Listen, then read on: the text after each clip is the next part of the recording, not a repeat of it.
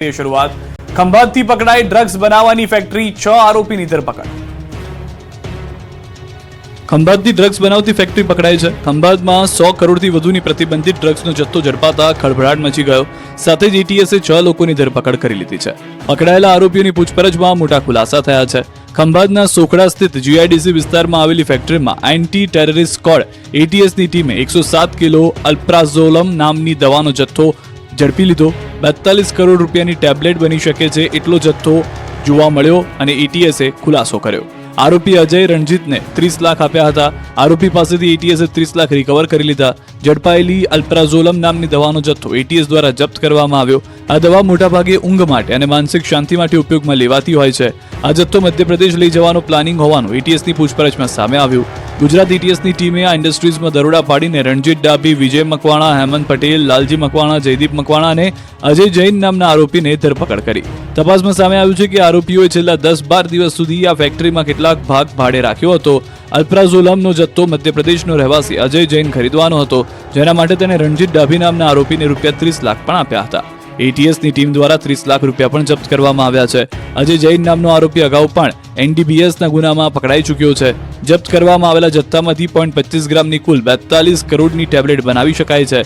પકડાયેલ આરોપી રણજીત ડાભીની પોતાની સત્યમેવ ટ્રેડર્સ નામની કંપની છે, જ્યારે વિજય મકવાણા અને હેમંત પટેલ કેમિકલ અને ડિગ્રી ધરાવે છે, જે બંને અગાઉ ક્રિન્સાંક ફાર્મા ખંભાત ખાતે નોકરી કરતા હતા। લાલજી મકવાણા અને જયદીપ મકવાણા પણ તેઓની સાથે કામ કરતા। હાલમાં એટીએસ દ્વારા આ તમામ આરોપીઓને ઉત્પર્જન શરૂ કરીને સમગ્ર મામલે વધુ તપાસ શરૂ કરાઈ છે। વડોદરાની નવરચના સ્કૂલને બોમ્બથી ઉડાવી દેવાની ધમકી। વડોદરાની નવરચના સ્કૂલ અને યુનિવર્સિટીને બોમ્બથી ઉડાવી દેવાની ધમકી મળતા ખળભળાટ મચી ગયો।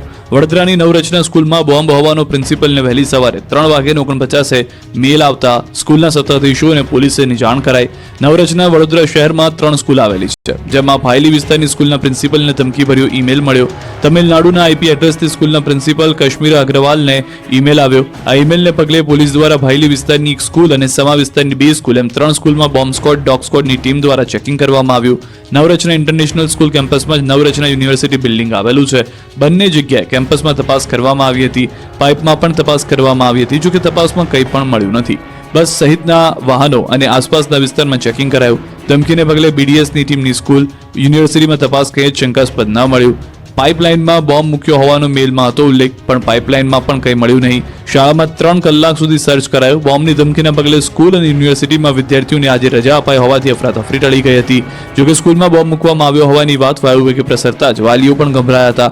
કેટલાક વાલીઓ બાળકોને લઈને સ્કૂલે પહોંચી ગયા હતા। જોકે શાળા સંચાલકો દ્વારા તમામ શાળાઓમાં બાળકોને રજા આપી દેવામાં આવી હતી, જેથી વાલીઓ પોતાના બાળકોને લઈને ઘરે પરત ફર્યા હતા। ધાનેરાને બનાસકાંઠામાં રાખવા લોકોએ હનુમાન દાદાને આપ્યું આવેદન।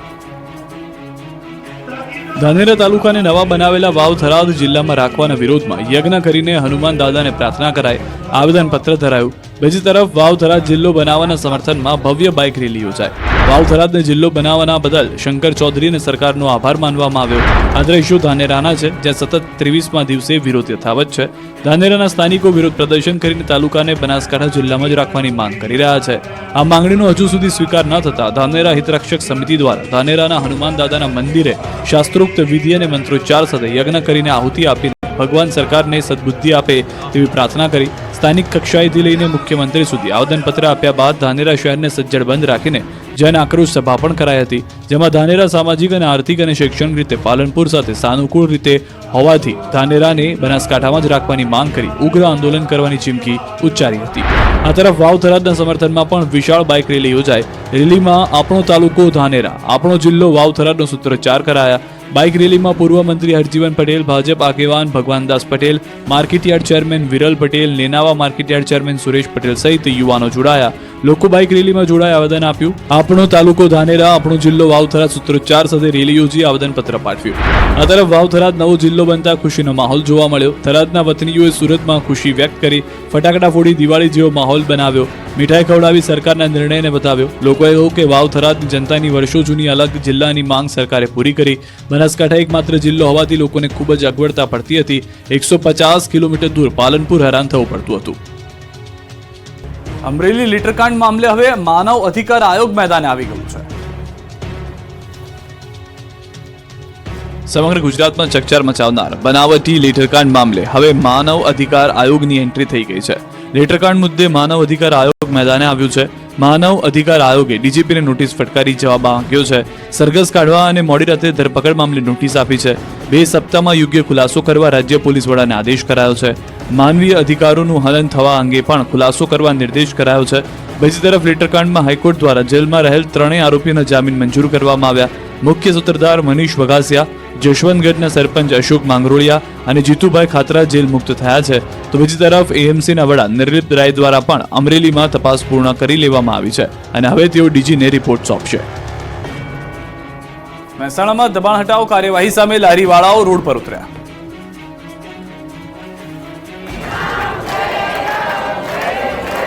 મહેસાણા મહાનગરપાલિકાએ શહેરમાં ટ્રાફિક અને દબાણની સમસ્યા નિવારવા કડક પગલાં લીધા છે. મોઢેરા રોડ પરથી 13 જેટલી શાકભાજીની લારીઓ અને અન્ય દબાણો દૂર કરવામાં આવ્યા. આ કાર્યવાહીના વિરોધમાં લારી માલિકો કોંગ્રેસના સમર્થન સાથે મોટી સંખ્યામાં મહાનગરપાલિકા કચેરીએ પહોંચ્યા. લારી માલિકોએ સૂત્રોચ્ચાર કરી વિરોધ પ્રદર્શન કર્યું. મામલો વધુ ગંભીર બને તે પહેલા મનપા કમિશનરે 5 પ્રતિનિધિઓની મુલાકાત માટે બોલાવ્યા અને લારીઓ પરત આપવાની ખાતરી આપી. સાથે જ ભવિષ્યમાં દબાણ ન કરવા અંગેના સૂચનો પણ આપવામાં આવ્યા. મહાનગરપાલિકાએ શહેરના રસ્તાઓની દબાણ મુક્ત અને સ્વચ્છ રાખવાની ઝુંબેશ હાથ ધરી છે. આ અંતર્ગત રાધનપુર રોડ પર સર્કલથી બાયપાસ બ્રિજ સુધી અને બાયપાસથી કાશી વિશ્વનાથ મંદિર સુધીના વિસ્તારમાં દબાણ કરનાર 158 લોકોને 3 દિવસમાં દબાણ દૂર કરવાની નોટિસ આપવામાં આવી.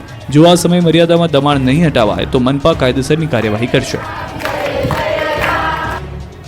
આ તરફ સુરેન્દ્રનગરમાં મુખ્ય માર્ગ પરથી નડતરરૂપ લારી ધારકોને હટાવતા વિરોધ. સુરેન્દ્ર મહાનગરપાલિકા દ્વારા શહેર વિસ્તારમાં દબાણો હટાવવાની કામગીરી પૂરજોશમાં ચાલી રહી છે. શહેરના ટાવર ચોકથી મેઇન રોડ સહિતના મુખ્ય માર્ગો પરથી નડતરરૂપ લારી ધારકો અને છૂટક ધંધાર્થીઓને હટાવી લેતા વિરોધ ફાટી નીકળ્યો છે.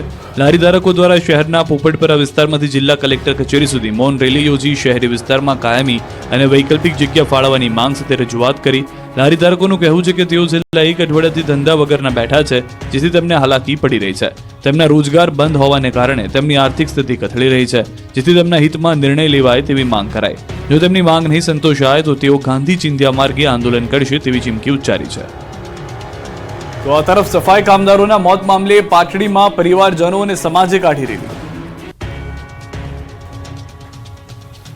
સુરેન્દ્રનગર પાટડી ખાતે 2 સફાઈ કામદારોના મોત મામલે પાલિકાના ચીફ ઓફિસર, સેનિટરી ઇન્સ્પેક્ટર અને કોન્ટ્રાક્ટર સામે ફરિયાદ નોંધવામાં આવી. આ અંગે પોલીસ દ્વારા તપાસ હાથ ધરાતા એક આરોપીની ધરપકડ કરવામાં આવી છે.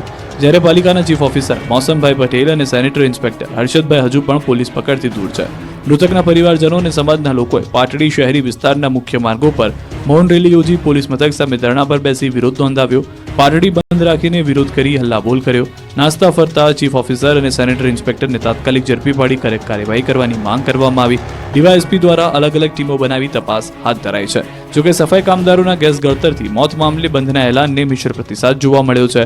પાટડી નગરપાલિકાના ભૂગર્ભ ગટરના 2 કોન્ટ્રાક્ટ બેઝ સફાઈ કામદારોના ગેસ ગળતરથી